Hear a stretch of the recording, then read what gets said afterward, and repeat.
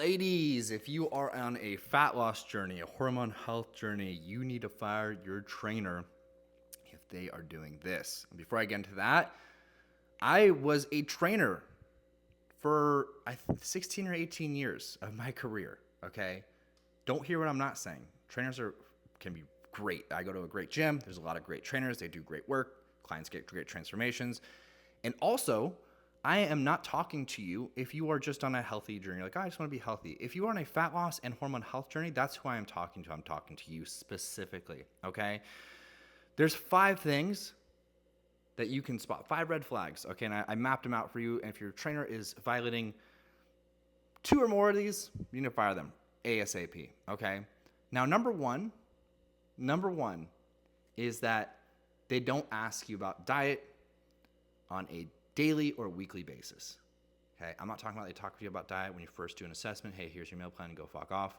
No, I'm talking about daily, in between sessions, and I'm also talking about if they don't do that, at least during your sessions. Reviewing food logs, asking you how your nutrition went, how your adherence is, how bloating is, digestion, all this stuff. How your puffiness is, if you're inflamed. If they're not asking about your diet, training is 3 to 5 hours a week, depending on how many times you're going to see your trainer. Nutrition is 80% of your results. 80% of your fat loss and hormone health results will come from nutrition, right? So if they're not asking about that every single time, nutrition is 24/7, 365. They need to be asking about it, okay? Number 2, speaking of which, they don't check in with you outside of your session. So if they're just punching the clock, in, out, okay, see you Wednesday. No, that's not going to cut it, dude. You need to make sure your coach is checking in with you on those days off. Because again, nutrition, 24/7, 365. If your clients, well, I guess I'm talking to clients here. If your coach is not checking with you outside of it, there's no one expecting you to get shit done. So your likelihood of getting shit done is going to be a lot lower than if someone was expecting shit to get done every single day, right? Whether that's a self-report, whether that's sending a food log, whatever it is, they need to be making sure you're checking with outside. And that doesn't have to be just nutrition. That can also be lifestyle. Did you sleep? What did you do for your stress management yesterday? Your cortisol's through the fucking roof, okay? That's number 2. Number 3 is they give the same cookie cutter plan to every single client. So if you have a coach that's just bodybuilding only, kettlebells only, keto only, fasting only, you know, once your coach gets in that bucket, they are going to be pigeonholed into a one-size-fits-all. And guess what? All those approaches work for specific people. So if you're not that specific person, it's not going to work for you. You need someone who's adaptable, who can learn, who can understand things, who can adjust to your physiology, okay?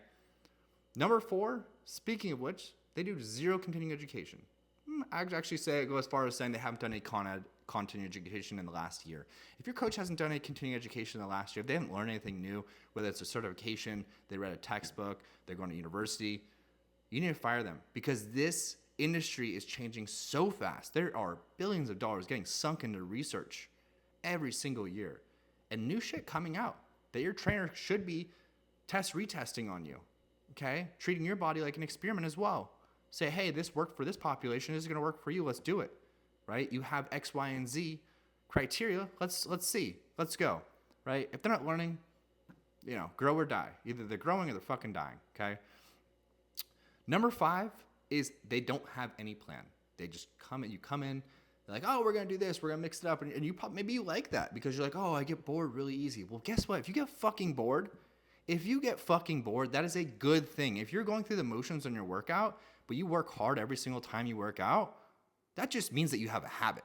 That means that you're out of fucking scroll syndrome, Instagram stroll, doom scrolling, just mindset. That's not a recipe for success. That's a recipe for changing things up too quick. If you're changing things up too quick, you're not knowing what's working or it's not working, okay? Good plan. I used to coach professional athletes that I wouldn't change their plan for 6 weeks until they plateaued. I do it for my clients for 4 weeks because I know they get bored. So I understand human behavior, right? So 4-week plan, training, nutrition, you can change the macros up weekly. But if you're changing exercises and brand new stuff every single week, no, that ain't it. That ain't it, okay? And you can tell your coaches like, oh, we're just going to do this. And then they're talking about this diet and they're like all over the fucking place. They're missing sessions. If they're not structured themselves, that's going to be really hard for you to get structured. I started coaching at college, started as a personal trainer in the rec center. I was getting redone. Shout out Cal Poly. Beautiful new gym. Missed out on that, but whatever. We trained in the basketball. They made it into the basketball gym. They made it into a gym. It's cool. Whatever.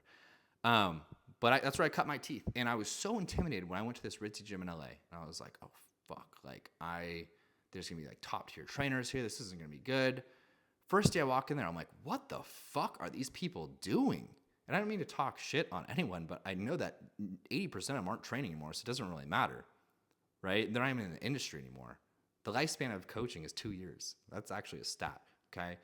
So when I went in there, I was blown away with how bad the training was. I was also blown away with how no one really seemed to give a shit about this as a career. They're like, oh yeah, this is just my side hustle. I'm a musician, or this is my side hustle. I'm an actor, or this is my side hustle. I'm a dancer. And there's like always a lot of entertainers and like people doing other stuff. And this is like just this like, oh, this is like nice to do. And I was like, I'm doing this for the rest of my life because A, I know I'm gonna kill it because I'm really passionate. I fucking love this stuff and it excites me. And B, we need to do better as a fucking industry. Like, what in the actual fuck are we doing? That's kind of my soapbox, kind of my rant. That's why I made this. And look, I go to a gym with a lot of great trainers there. Don't hear what I'm not saying. Like, there are a lot of amazing trainers that will do all 5 of these things for you, and they get great transformations, right? But then there are ones that need to be stepping their shit up and doing better, okay? Love y'all. Enjoy the rest of your day. And, yeah, my little soapbox. Bye.